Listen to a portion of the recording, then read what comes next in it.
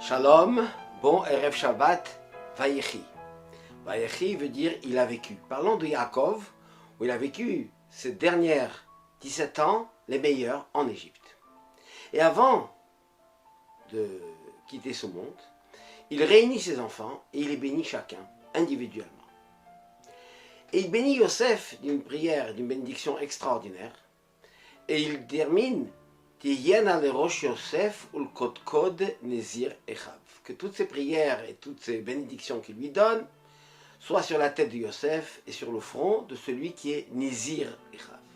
Traduction générale, Nézir Echav, l'élu de ses frères, parlant de Yosef. Mais il y a un traducteur de la Torah qui s'appelle Yonatan ben Uziel. Et lui, il traduit Nézir de la manière de Zahir, celui qui est respecté, qui honorait particulièrement ses frères. Et là, on trouve quelque chose d'extrêmement étonnant. Yosef avait la possibilité de se venger pour tout le mal que ses frères lui ont fait. Eh bien, évidemment, il ne l'a pas fait. Il pouvait garder rancune, rester indifférent, neutre, ne pas s'occuper d'eux, non plus. Il les a honorés, il excellait dans l'honneur et le respect de ses frères. C'est tellement étonnant que même ses frères n'y croyaient pas. Car après l'enterrement de Yaakov, on voit, ils viennent tous vers lui. Et ils se disent d'abord, maintenant, Yosef, ce qu'il nous a fait, c'est parce qu'il voulait honorer notre père. Il respectait notre père. Il ne voulait pas lui faire de la peine. Alors il s'est comporté avec nous d'une manière excellente. Mais une fois que Yaakov n'est pas là, est-ce qu'il va continuer comme ça? Et ils se sont dit sûrement pas. Et ils sont venus vers Yosef, lui dire des choses que leur père a demandées, pas tout à fait exactes. En tous les cas, Yosef a dit, mais jamais de la vie. Et rien n'a changé. Au contraire. Et là, on voit le comportement extraordinaire de Yosef Hatzadik.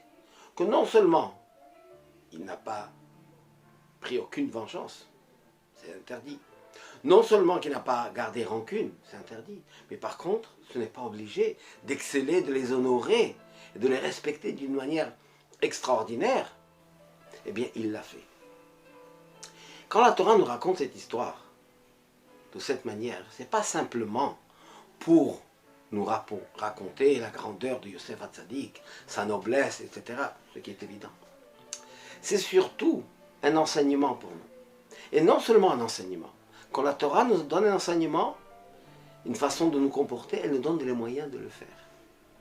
Et ça, c'est ce qu'on appelle la mitzvah de Ahavat Yisraël. Aimer son prochain, son frère, comme soi-même. C'est-à-dire que si quelqu'un, un frère, nous a fait du mal, on peut bien sûr se venger, c'est interdit. On peut rester indifférent ou abandonner les relations. Eh bien non, non seulement ça, l'enseignement, c'est qu'il faut exprimer tout Ahavat Israël, l'amour qu'on a vers lui. Car, il nous dit dans le Tanya, que le vrai travail, c'est l'ilmod Yosef, mais Yosef et Echav, d'apprendre le comportement de Yosef et de ses frères. Les frères ont fait beaucoup de mal, comme il dit le texte, vous avez pensé à me faire du mal, mais Hachem, il a pensé pour le bien. Et c'est de cette façon que nous devons avoir notre comportement envers notre prochain, que même si, effectivement, il a fait des choses qui ne sont pas bien du tout.